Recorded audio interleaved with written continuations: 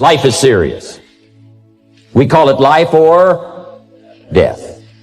Somebody asked me one time if I had a good description of life. I said, yes, I think I've got a good one. Life is the struggle to keep death at a respectable distance. Death seems to want to move in prematurely. If you want to live a good, long, flourishing life, you got to push back. And we're dealing with some serious matters here. So we can't just, tell the latest 10 jokes and just go home. We're not here to entertain. We're here to instruct. We're here to grow. We're here to learn. We're here to get the best we possibly can. Serious. Life is serious. The future is serious. And I'm asking you to take it serious. Take your own future serious. What you can do for your family, take it serious. This is serious business. Next, number 1 was get serious. Here's number 2, get smart. Don't miss the training class. You say, well, I've already been to one of those classes. I've already heard it. I got a good phrase for you to take home. That's no sign you got it. Just because you've listened to those millionaire tapes one time is no sign you've got it. I'm asking you to listen to them over and over and over. I'm asking you to dedicate yourself to a new level of learning. Study, learn, grow, change, develop. Never let it be said you didn't learn. Right? If you want to solve your problems, you got to learn. If you want to take advantage of an opportunity, you got to learn. That's what these journals are for. That's what pad and pencil's for. That's what taking notes is for. See if you can't increase your ability to comprehend ideas, information that can be life-transforming. Don't miss the opportunity to learn. Take a good key phrase home. Use it in your training. Don't be lazy in learning. Don't be casual in learning. If you've had a bad week, just sit down and ponder that for a while. Study it. See if you can't pick up some ideas from a poor week and then make a better week. Learn from your own experiences. One way to learn to do it right is do it wrong. That's one way to learn to do it right. Do it wrong. Now the key is don't let it take too long. If you've done it wrong for a year, we suggest that's long enough. You don't need another year just to prove a point. No, 1 year's enough. Learn from your own experience. Call didn't go well. All the stuff. Guess what they did when they finished that call? They made another call. What else could we do to make it better? How could we possibly improve?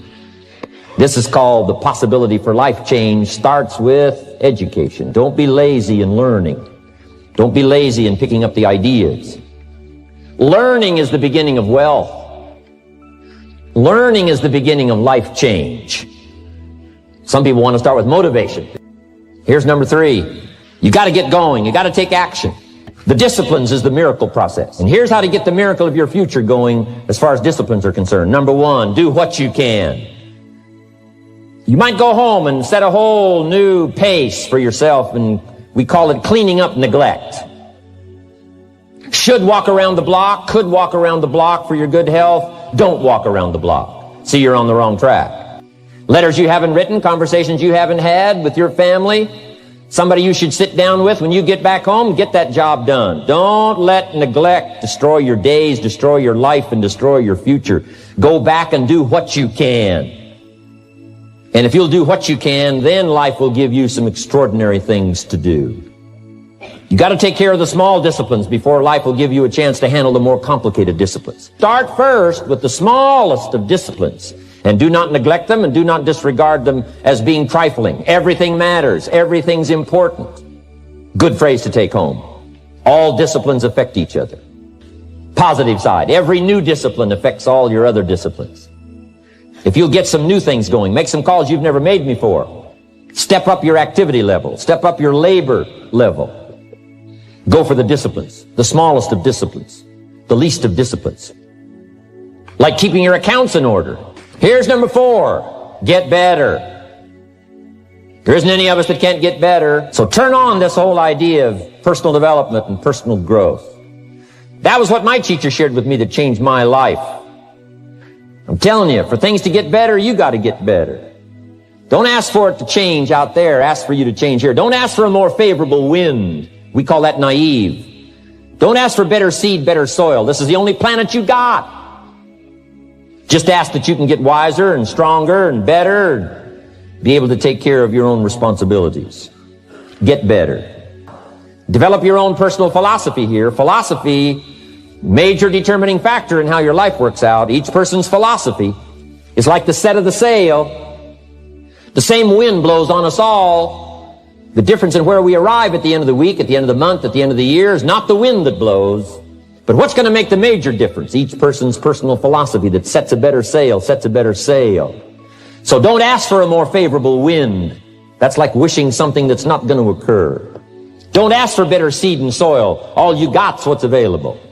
Don't curse what you got. On this planet, all we got's the seed that's here, the soil that's here, the miracle of life that's here, the opportunity that's here, the seasons that are here. That's all we got. Wherever you've come from in your country, the economy you got, that's all you got. The key is to set a better sail and turn what you've got into the miracle of your future. Don't wish it was easier. Wish you were better. Don't wish for less problems. Wish for more skills. And that's the reason for coming here, spending a couple of days of intense effort, taking notes, rolling up your sleeves, going to work, commit yourself to learning so that you can get smarter for the days ahead. If you feel that you're a little bit stalled, wherever you are in your progress, I'm asking you to correct that. I'm asking you to see if you can't possibly be on a more accelerated track toward your possibilities and your full development. Here's what life is all about. To become all that we can possibly be. The full development of all of your potential, that's number one. Number two is the wise use of all of your resources. That's what life is all about. You know, I should have done a lot of things, but I haven't. You know, I got distracted, and all of us, have these challenges. But what could I become? Being all that you can be, and not let habits drag you down. Not let things, sidetrack you from the full development of what you have the capable of being. What all could your heart encompass if you really had the chance and you really had the disciplines and really got to it? What could you really become? What could you earn? How healthy could you really be? How many books could you write? How many poems could you write? If you could do better, should you? That's not a bad question. In the time allotted to labor, in the time given to economics, care for family, success, achievement, productivity, the creation of value, the development of skills and creativity, if you could do better, should you? I think that one of the greatest satisfactions of living life to the fullest is doing the best you can with whatever you have. So here's one of the key questions of the evening. Starting tomorrow, what are you going to do that'll make a change in your life's direction? Good question. What are you going to do starting tomorrow that'll make a difference? Now see, if you don't do something starting tomorrow that'll make a difference, guess what? It's gonna be the same. When I finally discovered that the government wasn't my problem, and that prices weren't my problem, and that it wasn't the company, and it wasn't company policy, and it wasn't my negative relatives, and it wasn't the weather, and it wasn't the economy, and it wasn't the community, when I finally discovered it was me, we call that trauma. Now, after I had passed through the trauma of discovering that it was me and not all the other things I'd blamed all those years, when I finally went through the trauma, now suddenly it dawned on me, hey, if it's me, I can do something about that right away. And then I started getting excited after my trauma had passed. The only change that is really going to dramatically affect your life is you. What a revelation. But once you find out it's you, that's something you can go to work on this very day. You can start to make a new stretch today. You can start reading some new books today. You can sign up for some new classes today. You can start engaging in constructive thinking today. You can make some life-changing decisions today. So you don't ever have to be the same again after this evening, only by choice. And I found out that the same things can happen to two different people. One gets rich and one stays poor. Why is that? It's because it's not what happens, but rather it's what you do that changes everything. Learn how to handle the seasons better. Let's go through them. Number one, learn how to handle the winters. There's all kinds of winters. The winter when you can't figure it out, the winter when it all goes wrong, the winters of your life. Social winters, political winters that we're going through around the world. Okay? Economic winters that a lot of people are experiencing these days. Personal winters when your heart is smashed in 1,000 pieces and the nights are unusually long. It is simply called winter time. But here's what you've got to do in your own personal development, your own personal growth, and that is just get better at handling the winters. You can't change the winter. You can't change the seasons, but you can change yourself. You say, well, what can I do about the upcoming winters of my life, the challenges that I know I'm going to face? Here's what you can do. You can get wiser and stronger and better. Just make a list of that trio of words. Wiser, stronger, and better. Go home smarter than you came. Go home with more ideas than you came with. Next, get stronger. You can develop the muscle. You can develop the courage muscle. You can develop the inspiration muscle. You can develop the dedication muscle. You can get stronger. There isn't anybody here that can't get stronger. Next time we see you, may not even recognize you, how strong you're going to be able to become in language, in style, in personality, the ability to cope, the ability to handle with anything that happens, no matter what happens. And the third one is get better. We can all get better. I've gotten better. First talk I gave, I stood up, my mind sat back down. But here's the secret to my success. I stood up and did it again. I stood up and I did it again. And I did it again, and I did it again all those many years ago. I did it when I was scared, and I did it when I didn't want to, and I did it when I was ill. And I did it when it didn't work well, and I did it when they didn't appreciate it, and I didn't a lot of times when I didn't know much what I was doing. I just did it anyway. And now all these years later, I'm asked to walk on this stage with the greatest introduction I've ever had, greatest response and welcome I've ever had, the greatest opportunity I've ever had to touch this many lives with a mixture of words and heart and soul. I got better. I got better day by day and week by week and month by month. And I'm asking you to do the same thing until you can develop a long arm and a long reach, until you can develop influence that won't quit. Touch people next year you couldn't touch this year. Touch people now you couldn't touch before. Conduct a meeting now you couldn't conduct before. Heart and soul now mixed in there that wasn't there, missing before. I'm asking all of you to get better in spite of the winters, in spite of the downturn, the money downturn, the social downturn, the personal downturn, whatever it is. Just get stronger. Get better. The key is not to wish for a better winter. The key is to wish for more strength, more wisdom, more courage, get better, get wiser, get stronger. If you blame the economy, and you blame the schools, and you blame the teachers, and you blame the sermons and the preachers, and you blame, the marketplace, and you blame the company and company policy, what else is there? When some people get through with their blame list, there isn't nothing else. That's all there is. And if you blame the only thing you've got to work with, I'm telling you, it's called mistake colossal. In not understanding that that's all you've got to work with. And if this is all you've got to work with, then you don't change the seed, and you don't change the soil, and you don't change the rain, and you don't change the sunshine, you don't change the seasons. Right? Guy says, I'll take 3 springs, 4 summers, 9 falls, no winters. No! You can't fool with this stuff. You got to take it like it comes. Then what do you change to make your life work well? You got to start with your philosophy. My whole life took on a whole new look and color immediately. And the early results I got from making these philosophical changes tasted so good, I've never stopped the process from that day until this. And I'm telling you, with a little consideration of the refinement of your sail, by setting a better sail, refining your philosophy, your whole life can start to change from today on. You don't have to wait till tomorrow. You don't have to wait till next month. You don't have to wait till spring. You don't have to wait till 93. You can start this whole process immediately. I recommend it. Now, some people do so little thinking, they don't even have their sail up. I mean, you can imagine where they're going to wind up at the end of this week, at the end of this month, at the end of this year. Now's the chance to change, process all this information. So number 1 is philosophy. Okay. And we dealt with all that, where we get ideas from personal experience, from other people's experiences. I don't want to get into all those details because we covered that the last time I was here. But philosophy, that's number 1, my personal opinion. Each person's personal philosophy. Here's the definition of success and failure. Just make this note. Here's failure. A few errors in judgment, repeated every day. Now, you can automatically assume, Mr. Rohn, I say, I can understand that. A few errors in judgment repeated every day. Just because disaster doesn't fall on us at the end of the first day doesn't mean disaster isn't coming.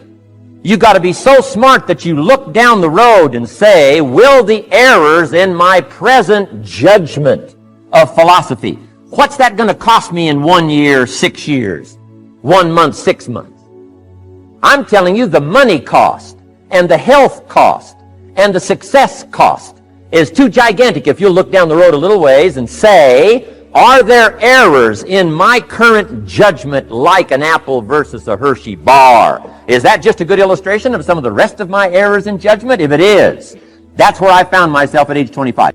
Now, once I understood this, here's the formula for failure: errors in judgment, being lax about developing your own personal philosophy. I'm telling you, it's called accumulated disaster. Now, let me give you the secret to success. The formula for failure: a few errors in judgment repeated every day for 1 month starts the weakness, starts the disaster process. You can imagine what happens in 6 years. Now, here's the formula for success: a few simple disciplines practiced every day. And you've started a whole new process called a whole new life. A few simple disciplines practiced every day. Eliminate the errors and replace it with disciplines practiced. I'm telling you, you can start this process of life change immediately. After today, you don't ever have to be the same again. Only by choice. You don't have to walk out of here the same as you walked in today. Somebody says, well, what did you go to work on to do all that? I started with my philosophy. I started amending my errors by doing some better thinking, changing my mind, coming up with ideas that I didn't have before I met my teacher. And once that whole process started for me, I'm telling you, I changed my whole life. Within a 6-year period, I was never the same. And I've kept up that process all these years. One of the reasons why I'm here is to continue my craft. I don't want the day to come someday somebody says, you should have heard Jim Rohn 10 years ago when he was really terrific. Guess what I want people to say? I heard him 10 years ago, but you should hear him now. I'm telling you the man works on his craft. I'm telling you the man's done some extra reading. I'm telling you the man doesn't miss a trick. I'm telling you he's worked hard on himself. That's why he's able to deliver like